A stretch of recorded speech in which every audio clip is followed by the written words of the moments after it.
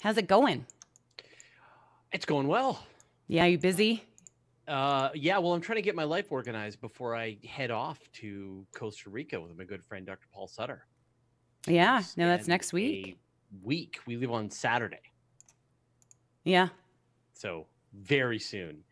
Yeah, and then we're going to go for a week, Costa Rica, looking at volcanoes and cloud forests and bugs. And then every night we're going to set up the telescopes and give people a view of the night sky. And this has been in the works for a year now, and now we're finally doing it. So, are you excited? I am really excited.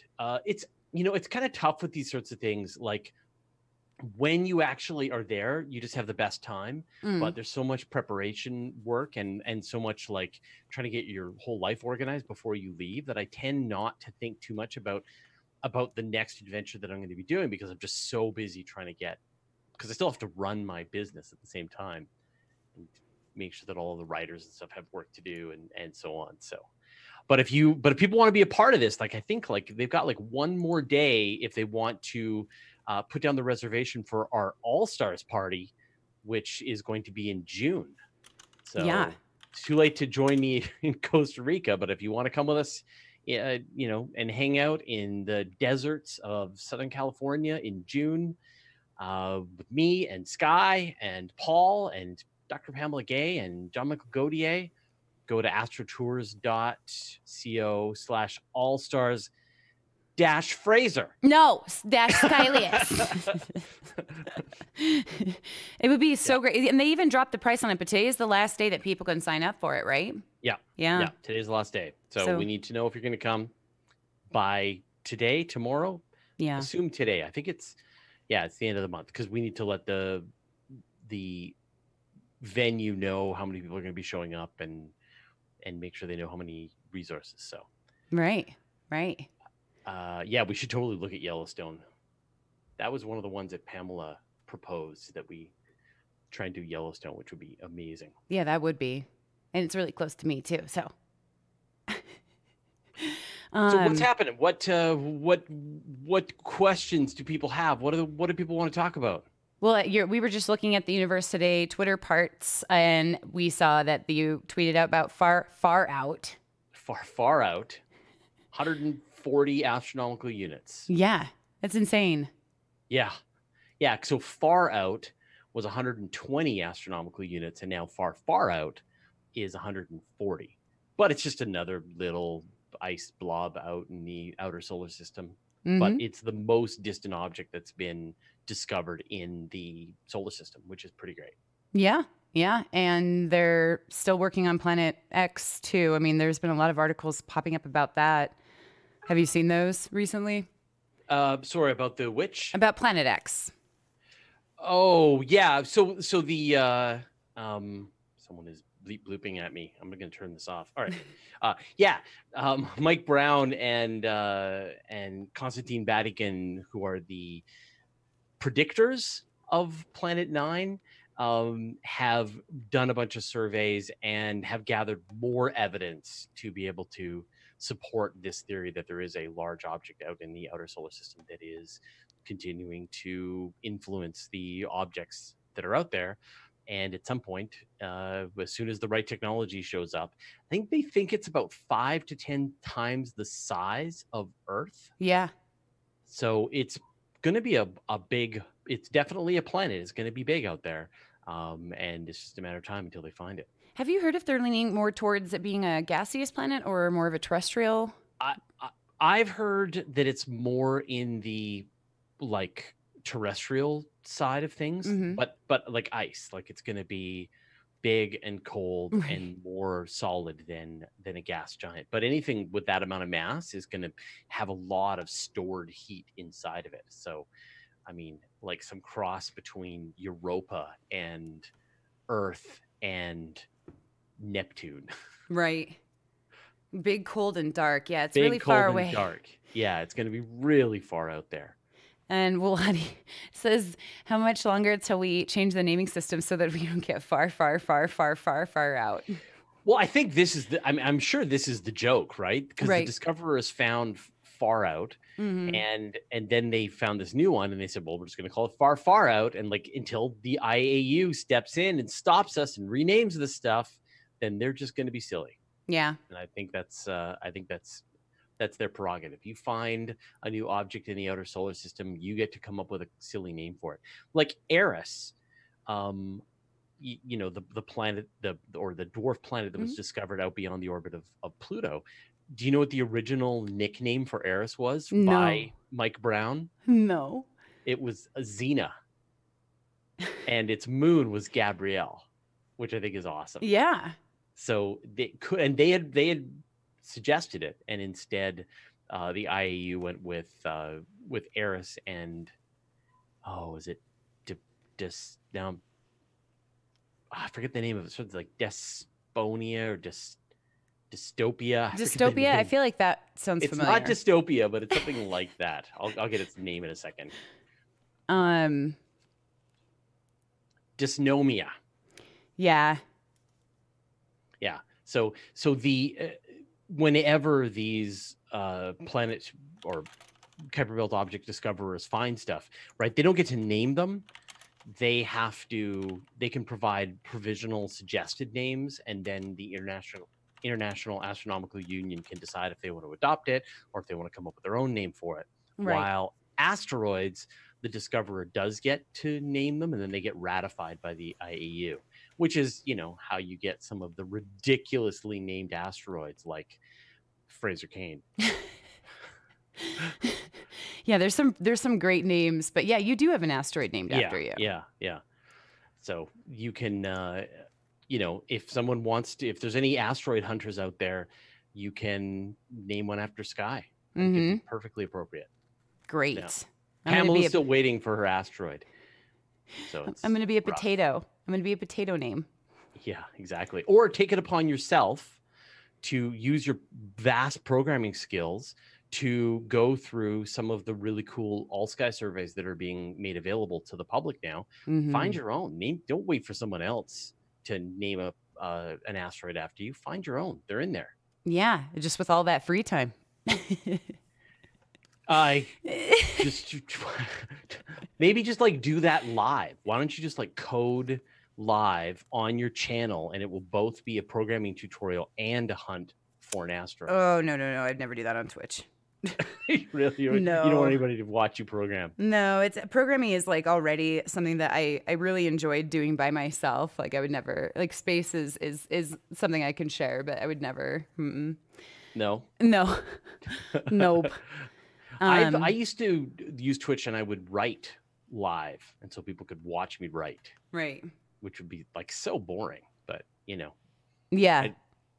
The idea was like, wouldn't it be cool? I could write stuff, and then as people think of new ideas, I could incorporate that into the script, but never really came together. So. Yeah, there would be a lot of like backseat coders too, Well, but I think I actually think it would be incredibly useful, right? Because people would teach you how to refactor your code and write tighter code and make various recommendations. Like, I don't think you would have to do that for very long and not get just a tremendous amount of suggestions and recommendations that made you a better coder.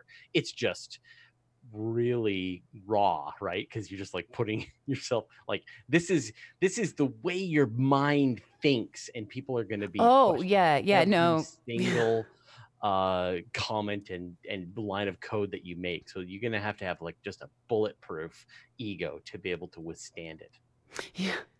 Yeah, no, I think it's one of those things that I would never really open up just because of, there's so many reasons as to why I wouldn't, but again, like, I think like, someone like trying to revise code, like coding can be really subjective too, like everybody's like, no, this is a cleaner code or this is a cleaner code. And there's different coding styles. And I really just don't care about the internet's opinions on it. to be honest, like it's one of those things that I would not want any kind of interference. You got a syntax error. What an idiot. I know. So Johnny's asking, do you think that ice is melting on Earth? Fraser. What? Is ice melting on Earth? Yeah. Like, do I think that global warming is happening? Mm-hmm. I think that's what he's getting at. Yeah. In fact, where I live, we have a glacier that you can see from most parts of the city. So we have this big, beautiful glacier that hangs over the city, and every year it's getting a little smaller. And the thought is in the next probably 10 years or so, it's just going to disappear. So we have this snowy glacier that we see all summer long, and in another probably 10 years or so, it's going to be gone. And you heard about those clouds that are going to go away, right? Did you hear about those? The But it's going to be stratocumulus? more sunny with global warming. Is that right? No, I was reading a bunch of science writers were talking about it, how they're freaking out about it because it's going to change the temperature. Right. Like and change the weather systems. Yeah. Yeah, that like we're actually with Earth heating up, we're actually nixing clouds now. Yeah. Yikes. Yeah. And so we don't get rain. Rain. Yeah, that's bad. Wait, what? Clouds? Yeah. Yeah. And I forgot who was talking about it, but we showed it briefly yesterday. Are those scientists paid to say that? Okay. Scientists are paid kind of no matter what they say. Right. Right? I mean, that's the whole point of being a scientist is that you follow your follow your curiosity to whatever the outcome is, whatever the data says, and then you publish it, and then other people peer review it, and then you move on. So it's, most scientists don't really have a, they're not really that invested in the outcome, right? Right. Yeah, I want to find that article. I'm trying to see if there was another. I saw an article about that last night, but I didn't have time to read it. Yeah. My brother is asking me today if Gulf current shutdown. I don't know what this is talking about. What's Gulf current shutdown? We'll slow down or reverse. What's the Gulf current shutdown? Do you know what that is? No. I don't either. But it sounds like it's probably something like the jet stream shutdown, right? That there are these large streams in the ocean, these big currents that move warm water around, move cold water around, and that if we're seeing evidence that those are changing. So, but again, I'm not a climate scientist, so there's only so far that I can I could talk about climate until I run out of knowledge. Yeah, no, I just thought it was really. Yeah, it says high CO2 could suppress cooling clouds, a climate change model warns. Yeah, so an 8 degrees Celsius increase in temperature. Yeah, which is significant. That's scary. Isn't it? Yeah. And we're killing clouds. Yeah, it's a bad idea. Let's not do that. Let's not kill clouds. Yeah. Do you think it's too late to stop global warming? No, I don't think it's too late to stop global warming. I mean, the thing is like global warming will go away once we wreck ourselves, right? So we will ruin, we will suffer the consequences of global warming. Human beings will wipe themselves out. The Earth will recover, and 10,000 years after that, no one will have even known. The Earth will be, reset again. So there's really, when people are like worried about us destroying the environment, we can't destroy the environment. All we can do is wreck our stuff, Right. It's like if you like are in your room, like a kid, in their room smashing up all their stuff, and you're like, all that you're going to do is wreck all your stuff. Right. And the Earth will then recover. Yeah, the Earth will be here. That's what I always tell people too, because I think people get like save Earth. That's one of my biggest like annoyances with it. It's because Earth will be here. Earth is not really concerned about who inhabits it. It's a rock in space, and it will be a rock in space. Yeah, save humanity. Right, is the thing that we want to do. Exactly. Yeah. Large amounts of fresh water in the sea will change the Gulf Stream. Okay, that's okay. Yeah. Okay. Now I'm getting what's being said because I was like, "What's a Gulf Stream?" the Gulf. I didn't know. It'll knock like 2 points off my game. Right. Yeah. I was starting to actually think about this like that, but yeah. When do you think all the glaciers will melt? I don't know. Ask a climate scientist. Yeah. No idea.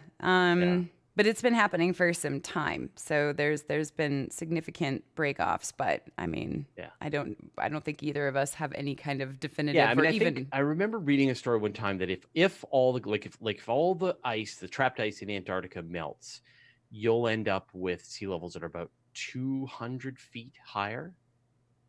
yeah.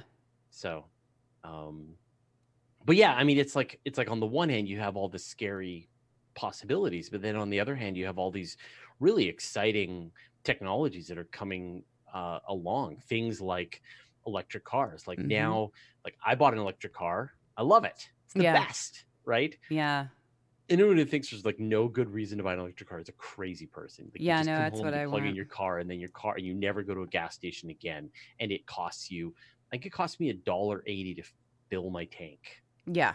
right? So like the price of like the amount that I would pay per month to own the car is the amount that I used to pay in gas. Mhm. So you'd be crazy not to own a car. And so now there's no place, I think, in the United States that it is cheaper to use anything but solar. Like solar is now so ridiculously cheaper Oh that yeah. there's no other place that no other kind of, like, the only reason you're going to want to use something other than solar is because you like spending more money. Right. Yeah, they Yeah. have it wasn't Elon Musk company, they're developing those solar panels. I think they already are for like the roofing, the Yeah. solar The shingles or tiles. something. Yeah. Yeah. Yeah. But there's some really interesting new technologies that are coming along. Things um, uh, like flexible fabrics that they're able to put over top of existing roof structures. And um, yeah, there's tons of really neat technologies. Ones that are able to, there's one that I saw that was really cool. It's like little lenses where they act like little Fresnel lenses that then use a smaller chip that actually gathers the electricity, and so they're even cheaper to build. So I think that it's pretty exciting how uh, just how all this technology is moving forward. And now, because the economic reason to use this technology is lined up with what is good for the planet, I think we stand a chance, right? Like I think that's our way out. That's our hope, is that we continue to keep the economic reasons, like it's the cheap thing is also the thing that reduces our carbon dioxide emissions. So Yeah.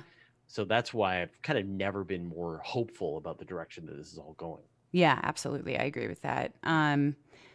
Daddy Cupcake asks, is Constellation spacecraft only made to go to the ISS? Could it be made, or could it be able to take a moon lander, mooner, a moon lander as Apollo did to the Well, moon in the future? well, so Constellation doesn't exist anymore. So Constellation is a spacecraft that was developed back in the early 2000s. It Hmm. was first announced by the original Bush administration, George W. Bush, um, and this was going to be their spacecraft that was going to be taking humans back to the moon and onto Mars. Back in 2004, I feel like they announced it. Hmm. Anyway, so then that went along, and then that got canceled because there was a new government, and the Constellation program turned into the space launch system. And it's essentially the same thing, but what they were originally doing was they had two spacecraft. They had the Ares 1, which was going to be a capsule launcher for sending humans into space, Hmm. and then they had the Ares 5 that was going to be the cargo version. And so they would launch the cargo, the Ares 5 would launch, and then the Ares 1 would launch, and then the two things would dock, and the humans would go into the big spaceship, and then they would do whatever they were going to do next.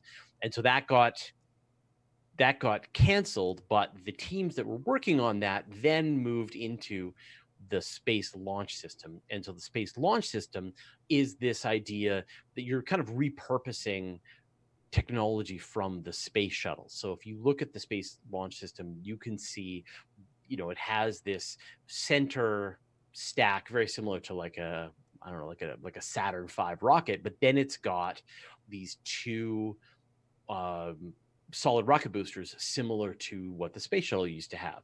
and it actually at the bottom it's using the same engines that the space shuttle used. These things called the RS-25. See, I know way more about space than I do about climate change. Yeah. Anyway, so they use these things called the RS-25, which is like the Ferrari of rocket engines.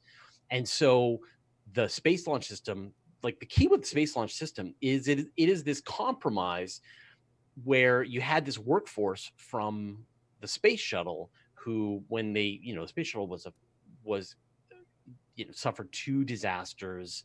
It was clear they needed to change the way they were doing this, and so they shut down that program, and they had this gigantic workforce, and they had to put them to work. So that's what the space launch system. It is kind of the space shuttle, but instead of having launching this reusable orbiter, it launches the Orion capsule.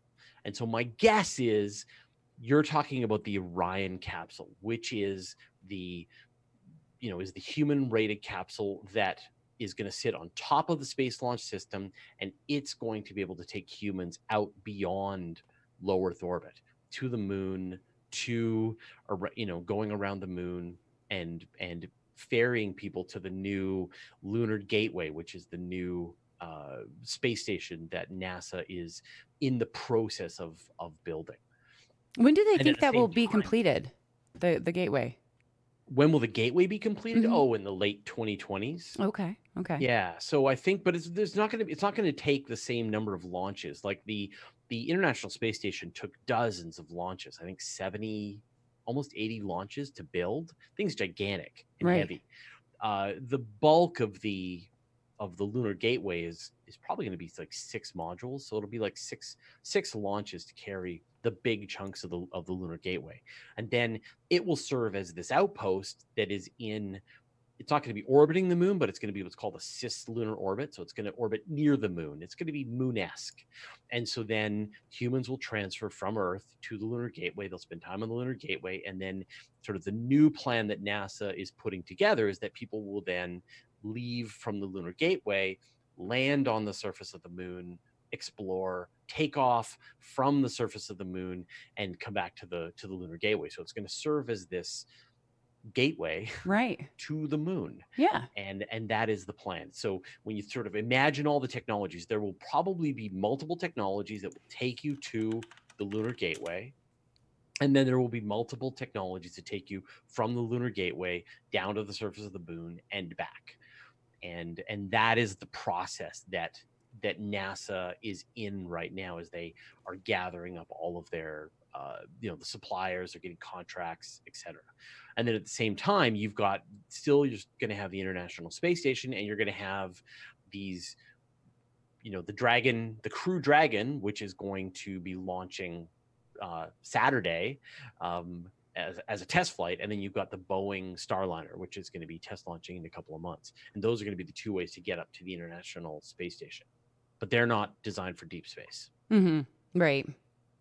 There's actually, Skin, I'll ask that question in just a second, but there's one that came in just now. Hi, everyone. I could use some help. I agreed to do an hour-long basic astronomy talk for a group of high school students. What are some topics you think I should touch on? Well, it's up to you. Whatever you want to talk about. What are you most passionate about with space? Yeah. What do you know the most about? What grabbed your attention? Yeah. I mean, the trick is like to find the stuff that you feel most comfortable about and to be able to go with that. Yeah, exactly. And that's, again, like if we started listing off topics, like I think to engage people, we'd be here all day. And then to engage people, you want that really to be pretty authentic, at least in my opinion. So talking about things that really kind of interested you, and here's your opportunity to pass the baton on. So yeah. I just don't know what's really expected of me. I don't know either. Yeah. I mean, it depends on how long you need to talk for, and what and probably what you talk about is going to generate a lot of questions from the people that you're talking to. You want something that's going to really excite them, but at the same time is going to get them engaged in what you're talking about and not going to go over their heads. So it's like a talk that I like to give, if you want sort of a simple one, is I love to cover like some number, 10 or 5 really cool new things that just happened that maybe people don't know about. And so I will talk about, and so that gives me a chance to talk about, say, the Crew Dragon capsule and the discovery of of an Earth rock on the moon, and you know what I mean. So you can Yeah. kind of cherry pick a bunch of these really interesting, brand new stories that the vast majority of people won't have heard about, that you can then talk about, and it sort of gives you a structure. So you can go, number one, we're about to send humans back to the International Space Station, and then you can sort of show that, and then you're like, number two, reusable rockets, here's what SpaceX is working on, and then number three, and then and that way you don't have to make it into one long cohesive chat. You can just kind of break it up. Yeah, And then he just said that the Crew Dragon is launching that night. So yeah, so that's what I like to do. And then I usually I'll pick like one or two slides for each one of them, and then that gives me a structure to be able to do the talk. And so I can do these at the drop of a hat, right? Because all of the new space news is mostly in my brain, and so then I just need to pull it together. Like we were at when we were in Iceland, we got stormed in, and Paul was like, well, we're gonna have to do something to entertain everybody. And so I was like, okay, I'll do it. You do a talk and I'll do talk. And so he came up with his talk and I came up with my talk, and it was essentially one of those, right? Here's 10 new things that we learned in just the last year about the universe. Oh man, you had to do that impromptu? Yeah. Well, I took 20 minutes to figure out all the topics I wanted to do and find nice pictures for each one of these things. And then I just did it impromptu. You just bring up universe today. You're good. Yeah. Well, right? Yeah, sure. Fine. No. I mean, you want to have a little bit of judgment, right? Well, no, that's something to be proud of, though. That's yeah. So we have another question, which was a little bit, Skin asked this. How is the observable, quote unquote, observable at so many billions of light years away? We are all provided these names and locations of galaxies and neighborhoods. I guess it doesn't make much sense to me how we could be so definite on these things, such as distance. Well, things are really bright, right? So entire galaxy clusters are incredibly bright. When you think about how bright the sun is, think about 400 billion stars in a galaxy and collected together among hundreds of other galaxies. That's like super bright. Yeah. So that's how we can see those things, because they're incredibly bright. Yeah. And we use very bright objects, also different variable stars, Cepheid variable stars, to measure distances between things and how things are receding and going away from us too.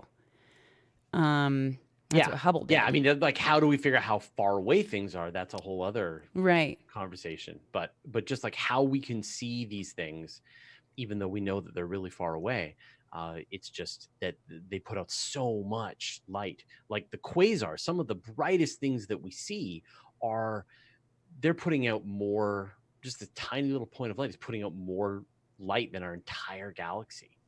So. Yeah, he just said right, but we're not seeing their position at 40 billions of light years. Yeah, because that's not the observable. The observable is 13.8. Yes. So, how do we know how far away things are? Like, is that the question? I think that might be the question. Yeah. How do we determine their definite positions? Yeah, and so astronomers have this thing they call the distance ladder that they use to figure out how far away everything is. And they have different methods for finding out how far away things are that are close, like using this technique called astrometry, where you essentially watch how a star moves as the Earth is on one side of the solar system and then when it's on the other side of the solar system. And the best way to sort of see that is like, hold your thumb out and then go back and forth, winking each of your eyes, and you'll see how your thumb appears to move back and forth, right? And so everybody do this right now. Come on. So you can see how it looks like your thumb is moving back and forth compared to the more distant screen. And so they will use that technique. So they look at a star and they see how they can see when the Earth is on one side of the solar system, they can see this. They measure the distance between two stars, and then when the Earth is on the other side of the solar system, 6 months later, they measure the distance, and you can see how the stars move back and forth. And that tells you can do trigonometry to tell you the distance, right? Mm-hmm. So that's, yeah, sorry, parallax, right? And then you can go, that's like the beginning of the ladder. And then there's another ladder, which is this idea called Mira variables, or variable stars. And so the like these brighten and dim in a very set pattern. And essentially the length of time that it takes for these stars to brighten and dim will always vary on their brightness. So if you can measure, like say it takes you, I don't know, some amount of time, a week, to brighten and dim, then you know exactly how intrinsically bright that star is. And that works all the way out to other galaxies until you have this overlap. We know that this parallax method overlaps with the variable star method, and then beyond that they use these type 1a supernovae that always explode with the same amount of energy every time. Mm-hmm. And so those overlap with the variable stars. Yep. And then you've got it looks like quasars. They've developed a new standard candle to see how quasars, these are supermassive black holes that are gobbling up material. There's a ratio between the amount of visible illumination and X-ray, or between X-ray radiation and ultraviolet radiation that's coming out of the quasar, and you can then just measure that ratio, and that tells you how bright the quasar is, and then you can tell how far away it is. And then they use the method for being able to see, essentially you can measure the redshift of a galaxy that is moving away from us. The faster the more the light from that galaxy has changed, the faster it's moving away, the greater its distance is. So they have all of these different overlapping distance techniques that you can then use to try and sort out how far away anything is. And it's a pretty great technique. Yeah. So they can group these stars into neighborhoods from 14 billion light years in the past to be certain they're still grouped together, or is that just an assumption? Oh, well, you're looking into the past. Yeah, you're looking into the past, so you can only, like, Hope? I mean, Maybe, I don't know, not imagine. even hope. But Yeah, so I mean, that's the weird. That's both the great thing about astronomy and the downside is that the farther you look out into space, the further you're looking back in time. right. And so, we see the sun right now, and it's 8 minutes ago. Right. If the sun was destroyed, we wouldn't know for 8 minutes. We see Andromeda as it looked 2.5 million years ago. So Mm-hmm. when they look at these clusters of galaxies that are orbiting around each other, chances are, billions of years of time has gone on. They're probably not in the same configurations that they were. Right. But it's this way to look backwards in time. But they're kind of close, right? It's not like Yeah. they've moved or disappeared or exploded, or they've probably merged. They've probably gotten merged. Yeah. closer. They probably, some have started star formation, others have stopped star formation. Yeah. And our Milky Way is, what, like 13.5 billion years old itself, right? Roughly. Yeah. Yeah. So, but yeah, when we look way back, that's the thing that's kind of funky about it, is just what he was saying, is that we see things as they were, not as they are now. So the further you're looking back, that's going to be more of that. Yeah. Yeah. And it's a wonderful thing, but it's also, the problem is you never get to see, it's just kind of like you see out. Imagine if you were standing in a room and there was like adults around you, and then teenagers, and then children Mm-hmm. around you. And you look at, and so you see two children far away, and you're like, I wonder, if you could go over there, they would be adults again. Yep.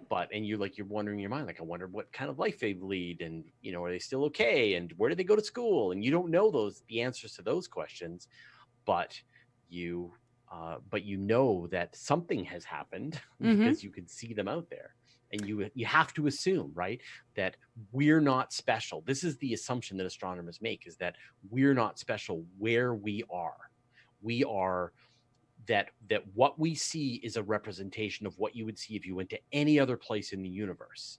So if we could suddenly instantly transport over to Andromeda, or to a place that is 10 billion light years away, we'd be in a galaxy, and we would see galaxies around us, and we would see the Milky Way far away, newly forming, and that's the baby version of the galaxy. So that's just like, That's just how astronomy works. Yeah, well, Lottie even said that if a mirror placed 33 million light years away, would allow us to see dinosaurs.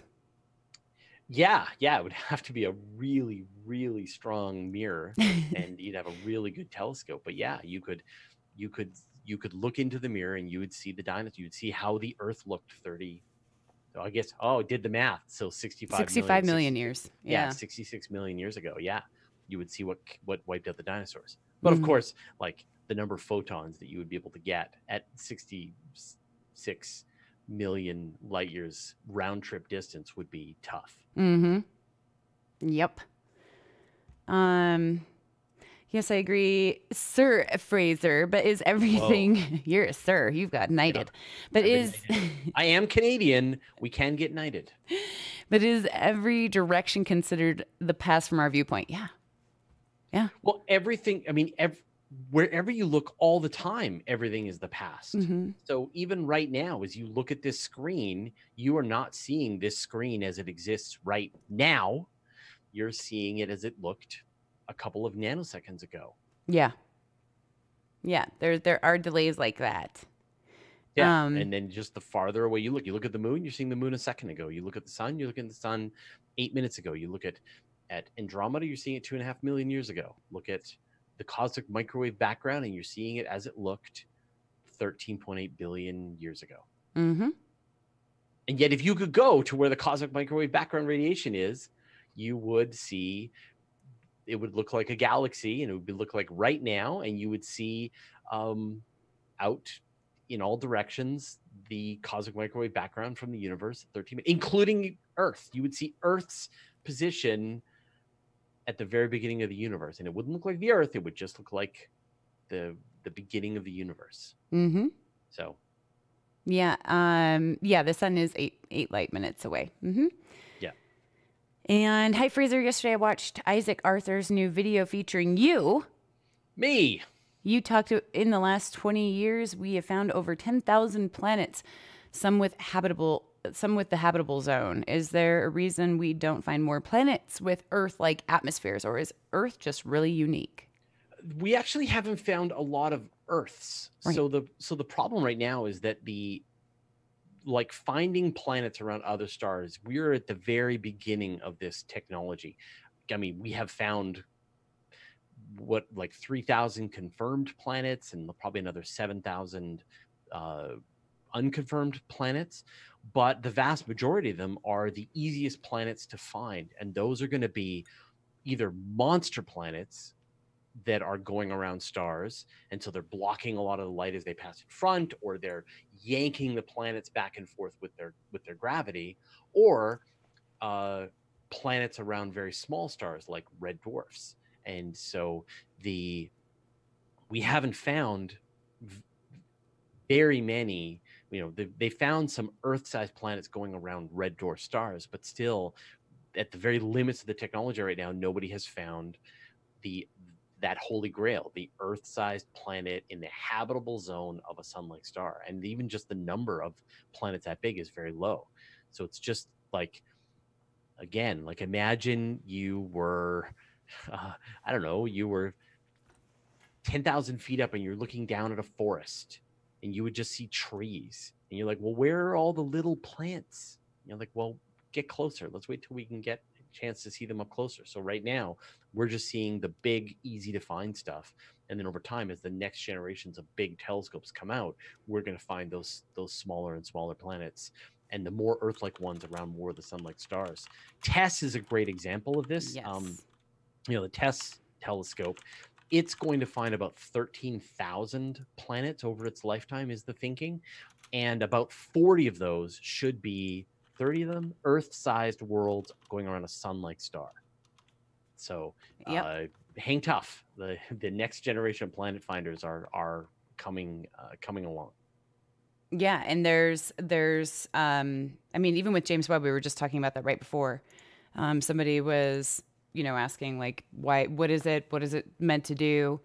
And do you want to elaborate? I gave kind of bare bones on it. Yeah, I mean, James Webb is a far infrared telescope. So it is not the next version of the Hubble Space Telescope. It's really the next version of the Spitzer Space Telescope, which has run out of coolant.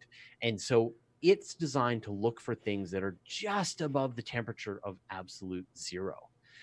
That it's looking for things that are cold, but in infrared, but they glow in infrared radiation. And so the whole telescope is cooled down to just a few degrees above absolute zero, so that it can see these really cool objects. It's just a thing you can't do on Earth. You need to do it from space. And so there are two main things that James Webb is going to be looking at. The first thing is that it's going to be looking at the first galaxies that are forming shortly after the Big Bang. And you would say, well, like, how would this be possible, right? Those aren't cold, those are hot. But the trick is that because the universe is expanding, all of the wavelengths of light, what were once visible light, have been stretched all the way until now they're in the infrared spectrum. And so James Webb is looking at the stretched out light of the first galaxies as they're coming together, within the first billion years after the Big Bang. The second thing is that it's going to be really good at is peering through gas and dust that is normally obscured by other wavelengths. That normally obscures other wavelengths. So, you imagine if you're in a smoke-filled room and you've got your infrared specs on, you could see people, while if you're looking in visible light, you might not be able to see them because the wavelengths of the infrared move through this gas and dust. And so the James Webb will be able to peer through obscuring gas and dust, and that happens to be where new planets like to form. So that's one of the other things that it's going to be really good at, is showing us new planets forming around other stars. Yeah. It's also going to be able to directly analyze the atmospheres of extrasolar planets, which is going to be one of the exciting things. So hopefully it will help us know if there's life on some of these planets that people discover. Yeah, and look at these, like, for instance, Tess could find good candidates to look at too. Hopefully, maybe. Yeah, TESS is I love it. It's been described, right? TESS is the finder scope of James Webb. TESS is not an expensive telescope. It's like a $200 million telescope, very efficient, and its only job is to find where planets are. So it'll say planet there. We know roughly how big it is. We know how long it takes to go around its star, and we don't know anything else. And that's what then TESS will pass along, all these planet candidates, and then people will confirm them with other instruments. Someone's asking for you to talk about the Lagrange points and how they work. Sure. The Lagrange points are these balancing points. So there's this, like a French astronomer who figured out that you could have these points where, say, you've got the Earth and the sun. The gravitational interaction between the Earth and the sun creates these stable points, relatively stable points that are around them. And the best example of this, for example, is, and there's like 5 of these Lagrange points. So one of these Lagrange points is, imagine you've got the Earth and then you've got the sun, and then in between you've got one of these Lagrange points. It's like this balance point in between. So you're being pulled by the gravity of the sun, but you're also being pulled by the gravity of the Earth. And so you are able to be in this relatively stable place. Oh, there you go. Yeah, Italian. Yep. That's why I wasn't entirely sure. Like, he has a French name, but I do remember. Yeah, Lagrange. Italian. Yeah. And so you've got 3 spots. You've got the L1 point, which is in between the two objects, right? In between the Earth and the sun. You got the L2 point, which is on the other side of the Earth, and then you got the L3, which is on the other part of the sun. And they're called metastable points. And so and the way you always describe it is like you have a mountain, right? And you have like a rock that's sitting at the very top of that mountain. And as long as you kind of keep the rock perched at the top of the mountain, then you don't need a lot of energy to keep it there. And that's the key, is you don't need a lot of energy to keep your spacecraft in this Lagrange point. But as the spacecraft starts to drift out of the point, then it essentially is rolling down the gravitational hill. It gets harder and harder to keep it in that point, and eventually it sort of falls out of the Lagrange point. So the L1, L2, and L3 are not stable. The L4 and the L5, they are ahead and behind in the orbit, and they are stable. So they're the opposite. You can imagine a valley with a boulder down at the bottom. And if you try to roll the boulder up a little bit, it's going to roll back down into the valley and stay there. Uh-huh. So that's why it's, around Jupiter, in the Jupiter L4 and L5 Lagrange point, there are asteroids that are caught, they're stuck. And in theory, there's going to be objects like that in our L4 and L5 Lagrange point that are stuck. Yep. So and those are the Lagrange points, and there's sort of these really handy places. They serve as gateways because, the L2 point which was on the far side of the Earth, for example, right? Mm-hmm. If you can get up to that L2 point, then you can drift out on your way to some other part of the solar system. So you can imagine in the future we will have some kind of space-based infrastructure at all the different Lagrange points in the solar system, and you'll want to go from, if you're going to want to go from the Earth to Mars, you'll go from Earth to the L2 Lagrange point, transfer to the ferry that will take you to the Mars Sun Lagrange point, and then you will leave there, and then you'll go down to the surface of Mars, and then you'll come back. That'll be sort of the future of what that does. Someone just asked about the cosmic distance ladder. Didn't we just go over Did that? we just go went back over to that. the Yeah. we just did discuss the whole thing. Went through all the points of the distance ladder. Is the moon always moving enough to decay the stability of those points? That's a good question. Well, the moon, right? So the moon is moving like on an elliptical orbit around the Earth, right? And that's why you get the supermoon, right? So sometimes the moon is closer and sometimes the moon is farther, and that causes, like, helps make these Lagrange points less stable than they could be, because sometimes you're going to be chased around by the moon as you're going to be chasing the moon as it gets closer to the Earth, and then it's going to be getting farther from the Earth, and that's going to cause various disturbances in your orbit. So that's why you still need to expend fuel, and that's what's going to kill James Webb. Is it only has about 10 years of fuel to remain perched at the L2 Earth Moon Lagrange point, and eventually it's going to is it the Sun Earth Lagrange point? Man, I always forget. Anyway, it's on the other side of the moon. Wait, with James Webb? They're actually showing it here, I think, in this image. Moon, yeah. It's the Earth Moon Lagrange point? Yeah, it's this one right here. The Sun Earth Lagrange point. Yeah, okay, so it's the Sun Earth Lagrange point. And so it's going to eventually drift away, and they won't have any fuel to keep it going. And nice tan, Fraser. Yeah, I went out in this, we got like a couple of like days of sun here, and I was just like outside nonstop. I actually got a sunburn, which I didn't think was possible in February in Canada. But photons have been received. Yeah. I remember that envelope you made about Lagrange's. Is there new information about cleaning up our leftover debris? Oh gosh, yeah, Swanky.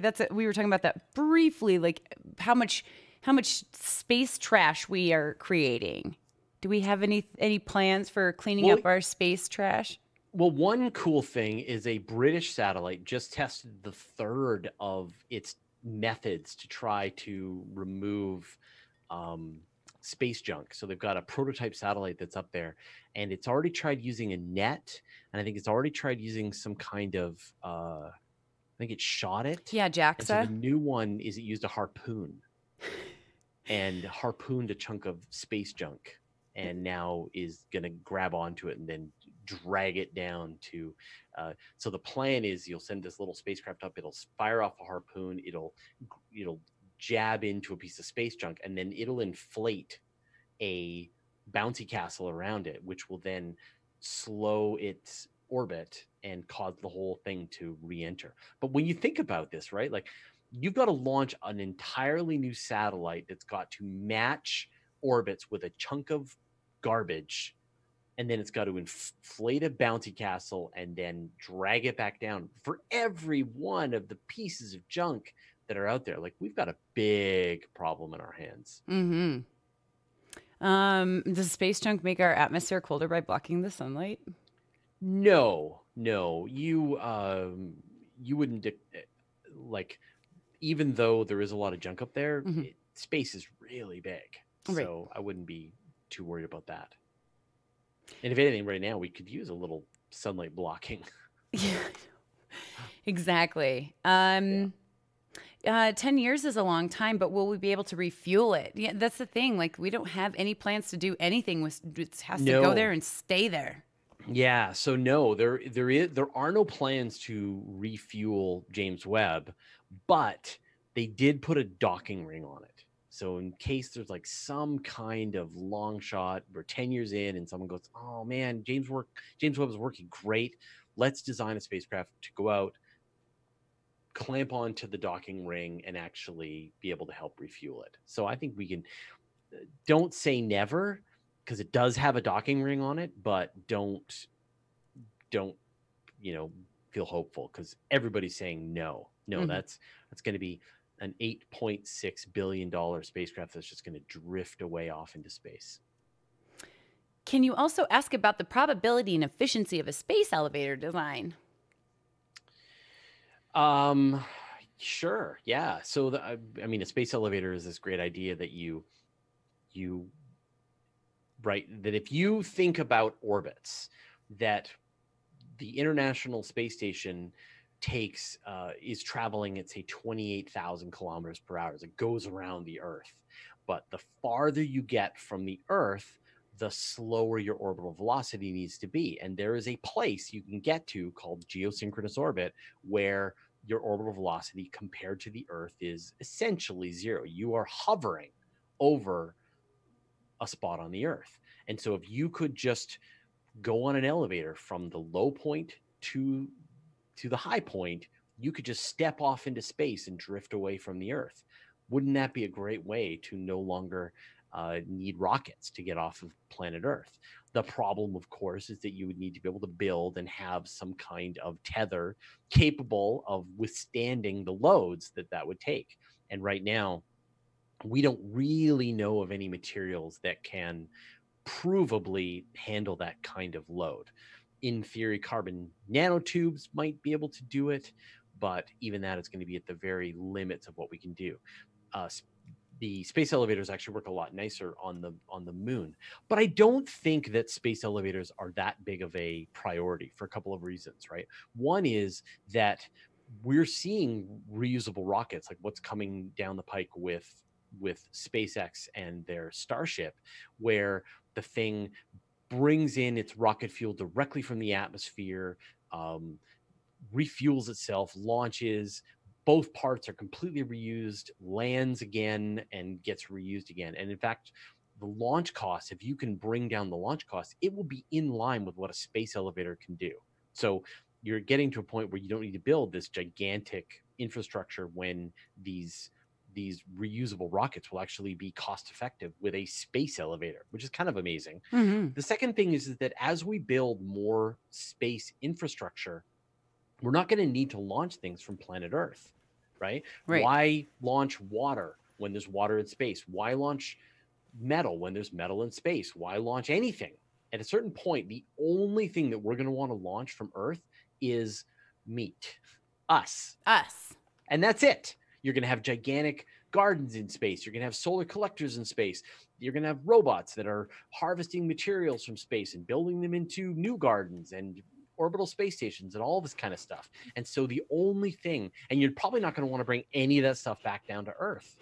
So the only thing that we're going to want to launch is going to be, the bone bags, the meat. The bone bags, yeah. And so the meat wagons. I see like our need to do a lot of heavy launch stuff being a fairly temporary thing in the long future of human space exploration and colonization. So don't panic about us. When do we get our space elevator? You're not going to want to use a space elevator. Why bother? Yeah, and there might not even be a 13th floor, so there probably won't be. They'll probably leave that one out. There was another good question. Well, yeah, but he says 10 years seems very short, me considering the size of the project and the investment. And Joe followed that up with, I mean, do you, Fraser, do you think James Webb Space Telescope is a $9 billion amazing thing? Um,